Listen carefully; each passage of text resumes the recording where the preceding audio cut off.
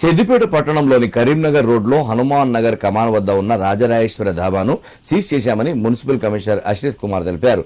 రాజరాజేశ్వర ధాబాలో అక్రమ మద్యం విక్రయిస్తున్నారన్న సమాచారం మేరకు పోలీస్ కమిషనర్ రష్మి పెరుమాళ్ ఆకస్మిక తనిఖీ చేపట్టగా మద్యం విక్రయిస్తున్నారని నిర్ధారణకు వచ్చారు. దాబా నిర్వాహకులపై టూ టౌన్ సీఐ ఉపేందర్ కేసు నమోదు చేసి దర్యాప్తు చేపట్టారు.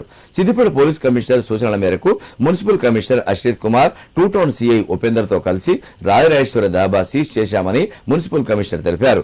పట్టణంలో చట్టాలను అతిక్రమించి అసాంఘిక కార్యకలాపాలకు పాల్పడిన ఎవరైనా చర్యలు తప్పవన్నారు. దాబా ట్రేడ్ లైసెన్స్ సైతం రద్దు చేయడం జరిగిందన్నారు. ఇంకా ఎక్కడైనా అక్రమంగా మద్యం విక్రయాలు జరిపితే పోలీసులకు సమాచారం ఇవ్వాలని కోరారు. కమిషనర్ ఆఫ్ పోలీస్ గారు ఆకస్మిక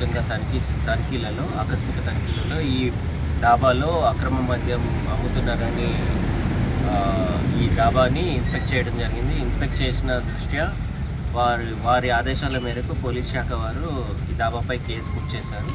కేసు బుక్ చేసినందుకు డాబాని సీజ్ చేయడం జరిగింది.